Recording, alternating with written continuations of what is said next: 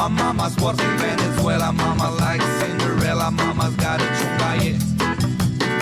I say hola, hola, hola, bossa nova. I say yeah, yeah, yeah, yeah. I got a chunga, yeah. Ba, ba, ba, ba,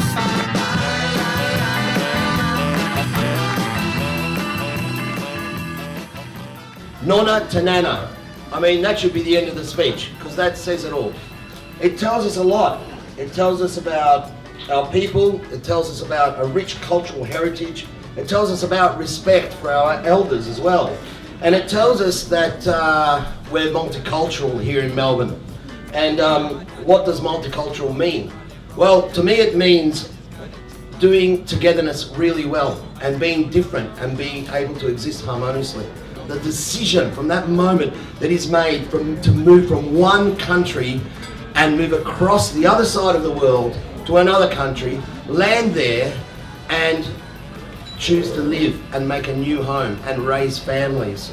What do the people bring with them? They bring their love, they bring their passions, they bring their recipes, they bring their stories, and Nana or Nonna or Yaya can tell their stories to their grandchildren, and the stories will live forever.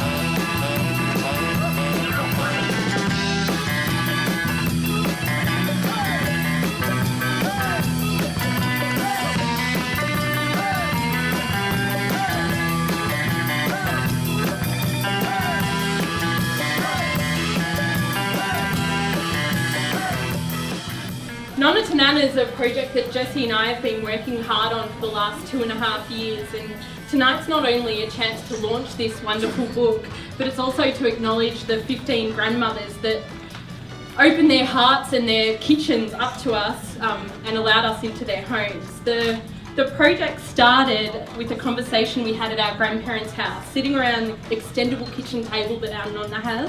Nonna Giovanna is the face that you see on the cover of Nonna to Nana, her smiling face beaming back at you. She had 8 sons, no daughters, and it's no surprise that she loved her cooking. All of her sons loved her cooking, and they didn't only love eating it, but they couldn't cook it. So the cooking was left to the ladies, but we loved being in the kitchen with her. She was a tough teacher, and we'd often end up laughing with her as she'd yell at us that we weren't doing something correctly, but it was only if something wasn't right. This book, Nonna to Nana, is obviously for her, but it's for all of these women, and it's dedicated to this time that we spend with Nonna and we have her teaching us. The only way I can convince her to let me point with digital SLR at her face and capture her, because she hated her photo being taken, is to shoot this recipe on my birthday. So she can't say no to me, it's my birthday. So it's a great afternoon. It's the first recipe that starts this project, and we spend the day making ricotta cakes around the table. We've done it 100 times, but this time we're documenting it, and it's for this purpose. And then we get to the last thing for documenting the recipe, and it's the portrait. And she gives me 3 shots. The first shot, it's not quite right. The second frame is the image that you see on the cover of the book. And the third image is her frowning at me. And that's it, it's over. I can't name everyone, it would take way too long, but you've all watched as we've progressed along and you've supported us.